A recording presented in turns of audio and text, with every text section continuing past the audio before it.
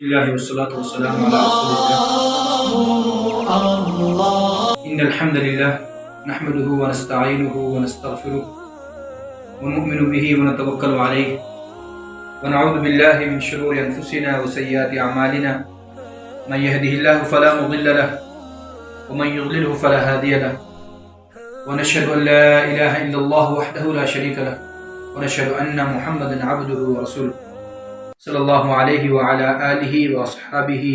وسلم تسليما كثيرا أما بعد. فأعوذ بالله من الشيطان الرجيم. بسم الله الرحمن الرحيم. يا أيها الناس اتقوا ربكم واخشوا يوما لا يجزي والد عن ولده ولا مولود هو جاز عن والده شيئا إن وعد الله حق فلا تغرنكم الحياة الدنيا ولا يغرنكم بالله الغرور. صدق اللہ العظیم. محترم سامعین کرام، سب سے پہلے ہمارے لیے یہ جاننا ضروری ہے کہ اللہ تبارک و تعالیٰ کے نزدیک کون سا دین، کون سا مذہب، کون سا طریقہ قابل قبول ہے، جس کو صراحتاً اللہ تبارک و تعالیٰ نے قرآن پاک میں بیان فرما دیا، ان الدین عند اللہ الاسلام، کہ دین اللہ تبارک و تعالیٰ کے نزدیک صرف اسلام ہے. اب یہ جانیے کہ اسلامی عقیدے کے اعتبار سے انسان کے اعمال کا دار و مدار یا انسان کے اعمال کا نتیجہ تین قسم پر منحصر ہے. یہ اسلامی عقیدے کے اعتبار سے سب سے پہلا جو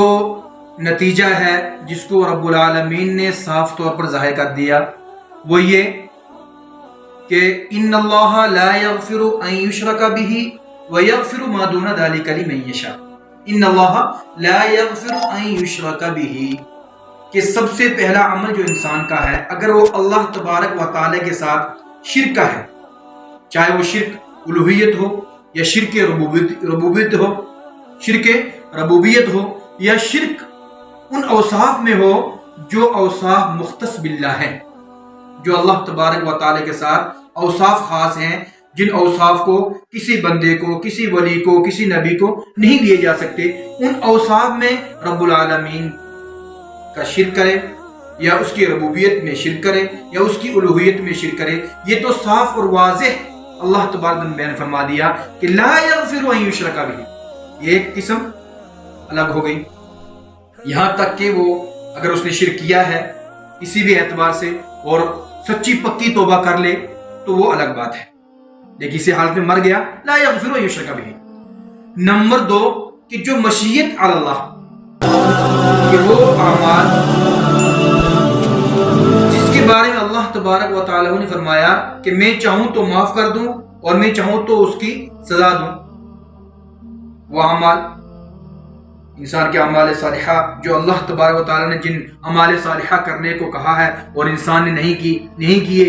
اور جیسے کہ نماز کبھی وقت پر نہیں پڑھی، زکوٰۃ اس پر واجب تھی، فرض تھی اور بوقت ادا نہیں کی، نماز پر فرض یا واجب تھی وقت متعینہ پر اور اس نے ادا نہیں کی، اور جو بھی اعمال ہیں اللہ تبارک و تعالیٰ کے جو متعین اعمال ہیں بندے کے لیے، ان میں کوتاہی کی تو وہ کیا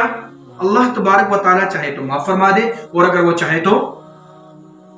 اس کی سزا دے. ہاں، اگر کوئی یہ عزم کر کے نماز چھوڑ رہا ہے، زکوٰۃ چھوڑ رہا ہے، روزے چھوڑ رہا ہے اور اس پر حج واجب ہے، فرض ہے، اور حج کی ادائیگی نہیں کر رہا ہے کہ میں نے نہیں کرنا اصرار کے ساتھ، تو وہ تو کیا ہے، کفار کے زمرے میں داخل ہے. وہ بھی کیا ہے، بالکل صف اول میں چلا جائے گا، یعنی اس کو بھی اللہ تعالیٰ معاف نہیں فرمائیں گے. ہاں، کوتاہی ہو گئی تو انسان تو اللہ تبارک فرماتے ہیں کہ وقت پر ادا نہیں کیا، وقت کے بعد ادا کر دیا تو اللہ تبارک و تعالیٰ چاہیں تو معاف فرما دیں، وہ چاہیں تو اس کی سزا اس کو دیں. اور نمبر 3 پر ہے تیسری قسم جو ہے، جو آج ہر ایک اس میں مبتلا ہے. تیسری قسم جو ہے وہ آج ہر ایک اس میں مبتلا ہے، چاہے وہ کتنا ہی بڑا کیوں نہ ہو، وہ عہدے میں ہو یا علم میں ہو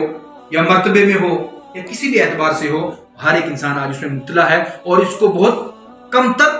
حیثیت دیتا ہے. وہ یہ ہے حقوق العباد. حقوق العباد کیا ہے کہ اللہ تبارک و تعالیٰ کا اگر حق مارا ہے، اللہ تبارک و تعالیٰ کی نافرمانی کی ہے، تو وہ معاف کر سکتا ہے توبہ طائب کرنے سے، اللہ سے معافی مانگنے سے، یا اللہ چاہے تو اسے معاف فرما دے۔ لیکن حقوق العباد یہ ہے کہ بندوں پر ظلم کیا، بندوں کا کچھ لین دین اس پہ تھا لیکن اس میں کوتاہی کی اور ویسے ہی مر گیا، یا کوتاہی کرتا ہی رہا اور اس کو ابھی تک اپنے اس غلطی پر اس کو کوئی احساس نہیں ہوا، تو اللہ تبارک و تعالیٰ فرماتے ہیں کہ بندہ میرے پاس جب آئے گا تو میں اس کا گناہ اسی وقت معاف کروں گا، میں اس کو اسی وقت معاف کروں گا جب وہ بندہ اس کو اس کوتاہی سے، اس غلطی سے اس کو معاف کر دے گا۔ کیونکہ حدیث شریف میں آتا ہے اللہ تبارک و تعالیٰ حدیث نبی کریم صلی اللہ علیہ وسلم ارشاد فرمایا، حضرت ابو ہریرہ رضی اللہ تعالیٰ عنہ کی حدیث ہے، حضرت ابو ہریرہ رضی اللہ تعالیٰ عنہ فرماتے ہیں کہ نبی کریم صلی اللہ علیہ وسلم نے ارشاد فرمایا لَتُؤَدُّنَّ الْحُقُوقَ إِلَىٰ أَهْلِهَا يَوْمَ الْقِيَامَةِ، کہ قیامت کے دن اگر کسی انسان نے کسی کی حق تلفی کی ہے، کسی کا حقوق مارا ہے، وہ کسی بھی اعتبار سے ہو، مالی اعتبار سے ہو، اس کی غیبت کر کے ہو، یا اس کو کسی بھی اعتبار سے نقصان دے کر ہو، تو اللہ تبارک و تعالیٰ قیامت کے دن اس کے اس حق تلفی کا اس کو بدلہ ضرور دلائیں گے۔ یہاں تک کہ حدیث میں آتا ہے حتی یقاد للشاة الجلحاء من الشاة القرناء، کہ اگر جیسے کہ یہ حیوانات کی بات ہے کہ اگر کسی سینگ والی بکری نے بغیر سینگ والی بکری کو مارا ہوگا تو قیامت کے دن اللہ تبارک و تعالیٰ بغیر سینگ والی بکری کو سینگ عطا فرمائیں گے اور اس کو بدلہ لینے کا حق دیں گے۔ تو یہ تو حیوانوں کی، جانوروں کی بات ہے، اور چہ جائے کہ جب اگر انسان کی حق تلفی کرتا ہے، انسان پر ظلم کرتا ہے، انسان کے حقوق کی پامالی کرتا ہے، تو نبی کریم صلی اللہ علیہ وسلم نے فرمایا کہ وہ اس خوشی میں نہ رہے کہ وہ زکوٰۃ دینے والا ہے، وہ حج کرنے والا ہے، وہ صدقہ دینے والا ہے، وہ نماز کی ادائیگی کرنے والا ہے، یا کسی بھی اعتبار سے وہ نیک صالح کیوں نہیں ہے، دنیا کے سامنے، اپنے بھائیوں کے سامنے، اپنے پریوار کے سامنے، اپنے اولاد کے سامنے، اپنے کنبہ برادری کے سامنے وہ بہت بڑا متقی پرہیزگار ہے، لیکن اس کی حق تلفی کی ہے تو وہ نہیں۔ حدیث شریف میں آتا ہے، ایک حدیث ہے، نبی کریم صلی اللہ علیہ وسلم ارشاد فرماتے ہیں، صحابہ کرام مجمع میں موجود ہیں، اللہ کے نبی صلی اللہ علیہ وسلم نے صحابہ سے دریافت فرمایا کہ کیا تمہیں معلوم ہے مفلس کون ہے؟ مفلس کون ہے؟ اتدرون ما المفلس، کیا تم جانتے ہو کہ مفلس کون ہے؟ تو صحابہ کرام رضوان اللہ تعالی علیہم اجمعین نے فرمایا کہ المفلس فینا من لا درہم لہ ولا متاع، من لا درہم لہ ولا متاع، کہ ہم میں سے مفلس وہ ہے جس کے پاس روپیہ پیسہ نہیں ہے، جس کے پاس کھانے کے لیے ساز و سامان نہیں ہے، جس کے گھر میں زندگی گزارنے کے لیے عیش و آرام کے لیے اس کے پاس اشیاء نہیں ہے، وہ کیا ہے؟ مفلس ہے۔ تو نبی کریم صلی اللہ علیہ وسلم نے فرمایا ان المفلس من امتی، ان المفلس من امتی یأتی یوم القیامت بصیام بصلاۃ وصیام وزکاۃ، کہ میری امت کا مفلس وہ ہے جو قیامت کے دن وقت کی پابندی کے ساتھ نمازوں کو لے کر آئے گا، ساتھ میں سنتیں بھی ہوگی، اور اسی طریقے سے وہ کیا زکوٰۃ کو لے کے آئے گا جو اس پر فرض کی گئی ہے، نوافل کو لے کر آئے گا، اور راتوں کے اٹھنے کو لے کر آئے گا، تہجد کو لے کر آئے گا، اور کیا کہتے ہیں کہ صدقہ خیرات کو لے کر آئے گا، لوگوں کے ساتھ ہمدردی کو لے کر آئے گا، اور بہت سارا روپیہ پیسہ مال جائیداد خرچ کرنے کو لے کر آئے گا۔ لیکن کیا وَيَأْتِي قَدْ شَتَمَ هَذَا وَقَذَفَ هَذَا وَأَكَلَ مَالَ هَذَا وَصَفَكَ دَمَ هَذَا وَضَرَبَ هَذَا، وہ اس حال میں آئے گا کہ اس کو گالیاں دی ہوں گی، اس کو برا بلا کہا ہوگا، اس کے مال کو کھایا ہوگا، اس کو مارا ہوگا، اس کے خون کو بہایا ہوگا، اس پہ بہتان لگایا ہوگا، اس کی غیبت کی ہوگی۔ فَيُعْطَى هَذَا مِنْ حَسَنَاتِهِ وَهَذَا مِنْ حَسَنَاتِهِ، اب قیامت کے دن اس کے ان اعمال صالحہ کو، جو نماز، روزہ، زکوٰۃ، حج اور اعمال صالحہ جو بھی لے کر آئے گا، رات کے اٹھنے کے تہجدوں کو لے کر آئے گا، اور لوگوں کے ساتھ ہمدردیاں جو اس نے کی وہ لے کر آئے گا، لیکن ایک جماعت ایسی اس کے پاس آئے گی کہ اس نے اس کو مارا ہوگا, اس کا خون بہایا ہوگا, اس کی زمین کو ہڑپ کیا ہوگا, اس کی غیبت کی ہوگی اور اس کے خلاف بہتان لگائے ہوں گے, اس کے خلاف قیامت کے کیا کہتے ہیں کورٹ کچہریوں میں خلاف گواہیاں دی ہوں گی, تو اب کیا ہوگا؟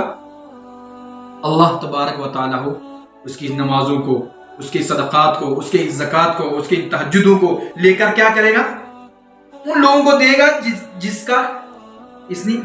کی اس نے حق تلفی کی ہوگی, مار کے ذریعے, گالی کے ذریعے, غیبت کے ذریعے, یا جن چیزوں, ان تمام چیزوں کے ذریعے. تو آگے اگر اس کے یہ تمام اعمال ختم ہو گئے, اعمال صالحہ ختم ہو گئے لوگوں کو دے کر, اب بھی لوگوں کے حقوق باقی ہیں, اب بھی لوگوں کی حق تلفیاں باقی ہیں, اب کیا کیا جائے گا؟ آگے فرماتے ہیں فَإِن فُنِيَتْ حَسَنَاتُهُ قَبْلَ أَن يُعْطَى مَا عَلَيْهِ, کہ اگر لوگوں کے حقوق کے دینے, حقوق کی تلفی جو اس نے کی ہے, ان کے حقوق کی ادائیگی کے باوجود بھی اس کے حسنات ختم ہو گئے ہیں, لیکن اب کیا کیا جائے گا؟ تو فرمایا أُخِذَ مِنْ خَطَايَاهُمْ فَطُرِحَتْ عَلَيْهِ ثُمَّ طُرِحَ فِي النَّارِ طُرِحَتْ عَلَيْهِ ثُمَّ طُرِحَ فِي النَّارِ. اب اس لوگوں کے جو گناہ ہیں وہ گناہوں کو لے کر اس آدمی کے اوپر ڈال دیے جائیں گے. اب یہ آدمی ان لوگوں کے ان گناہوں کو, بوجھ کو لے کر کہاں ڈال دیا جائے گا؟ جہنم میں ڈال دیا جائے گا. دیکھیے کتنی بڑی وعید ہے. یہ حقوق العباد ہے جو آج لوگوں سے ختم ہو جا رہے ہیں. یہ حقوق العباد جو آپ لوگ آج کل, جس کی لوگ کوئی اہمیت نہیں دیتے, ان کے ماتھے پر دیکھو سجدوں کی کیا ہے نشانات ہیں, ان کے ہاتھ صدقہ خیرات کرنے سے تھکتے نہیں ہیں, وہ ہر وقت عمرہ کرتے ہیں, وہ ہر وقت زکوٰۃ دیتے ہیں, حج رکن فرض نہیں بھی ہے تب بھی حج کرتے ہیں, اور لیکن اس کا پڑوسی اس سے کیا ہے؟ پریشان ہے, اس پر ظلم کر رہا ہے, اس کی حق تلفی کر رہا ہے, کسی کی غیبت کر رہا ہے. قرآن کریم کی دوسری آیت میں ہے یا ایھا الذین آمنوا اجتنبوا کثیرا من الظن ان بعض الظن اثم. یہ بھی حقوق تلفی میں آتا ہے, کسی کے بارے میں برا گمان کرنا, کسی کے بارے میں برا گمان کرنا, اس کو برا بلا کہنا, برا بلا سمجھنا, یہ بھی کیا حق تلفی ہے. تو فرماتے ہیں کہ کبھی انسان یہ سمجھتا ہے کہ یہ تو عیب اس کے اندر ہے, اگر وہ عیب اس کے اندر ہے یہی تو غیبت ہے, یہی تو حق تلفی ہے. اگر عیب نہیں ہے یہ بہتان ہے. ان بعض الظن اثم ولا تجسسوا ولا یغتب بعضکم بعضا. اور آج ہم میں جو سب سے بڑی بیماری ہے وہ ایک دوسرے کی جاسوسی کرنا. فلاں کیا کر رہا ہے, فلاں کہاں جا رہا ہے, فلاں مال کہاں سے کما رہا ہے, فلاں پیسے کہاں سے کما رہا ہے, فلاں نے یہ سب چیزیں کہاں سے کی, فلاں کیا کر رہا ہے, اس کے ٹوہ میں لگے ہوئے ہیں, اس کے پیچھے لگے ہوئے ہیں. یہ سب کیا ہے؟ بہت بڑی غلطی انسان کر رہا ہے. تو یہ یاد رہے کہ لَتُؤَدُّنَّ الْحُقُوقَ إِلَىٰ أَهْلِهَا يَوْمَ الْقِيَامَةِ. تو میرے بھائیوں, میرے دوستوں, میرے سامعین کرام, میرے حاضرین کرام, اللہ تبارک و تعالیٰ سے دعا ہے کہ اللہ ہم سب کو ان سب عیب سے, گناہوں سے اللہ محفوظ فرمائے. یا عباد اللہ من علیہ حقوق لغیرہ, اللہ کے بندو جس پر کسی کی حق تلفی ہے وہ کیا کرے؟ فلیؤدیھا ومن علیہ مظالم للناس فلیحلل منها اليوم قبل الافلاس. افلاس یعنی مفلس کا دن جو آنے والا ہے, جس کے بارے میں نبی کریم صلی اللہ علیہ وسلم نے فرمایا کہ وہ سب کچھ لے کر آئے گا, اعمال صالحہ لے کر آئے گا, لیکن اس کے اعمال صالحہ ختم ہو جائیں گے. وہ دوسروں کو کے حقوق کی ادائیگی کے کرتے کرتے. تو اللہ تبارک و تعالی ہم سب کو ہر ایک عیب سے, خاص کر حقوق العباد سے بچنے کی توفیق عطا فرمائے. تو میں اس شہر پر ایک چھوٹا سا شعر ہے جو بہت اچھا لگا مجھے, اس پر اپنی بات کو ختم کروں گا. الجھے ہوئے لوگوں سے گریزاں نہ ہوا کر, الجھے ہوئے لوگوں سے گریزاں نہ ہوا کر, اور حالات کی قبروں کے یہ کتبے بھی پڑھا کر. ہر وقت کا ہنسنا تجھے برباد نہ کر دے, ہر وقت کا ہنسنا تجھے برباد نہ کر دے, تنہائی کے لمحوں میں کبھی رو بھی لیا کر. اللہ تعالی ہم سب کو تنہائی کے لمحوں میں اپنے گناہوں کو یاد کر کر کے رونے کی توفیق عطا فرمائے. انسان جب روتا ہے, جب اس کے آنسو خدا کی خشیت سے, خدا کے خوف سے جب نکلتے ہیں, تو اللہ تبارک و تعالیٰ اس میں مہربان ہوتے ہیں, اس کے گناہ بھی معاف ہوتے ہیں, اس کی زندگی سنور جاتی ہے, زندگی تو سنورتی ہے, آخرت بھی سنور جاتی ہے. تو اللہ تعالیٰ ہم سب کو اللہ سے ڈرنے والا بنائے. اللہ تعالیٰ ہم سب کو لوگوں کے حقوق کی تلفی کرنے سے, لوگوں کے حقوق کو مارنے سے, لوگوں پر ظلم کرنے سے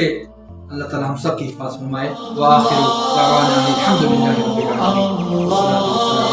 سید الانبیاء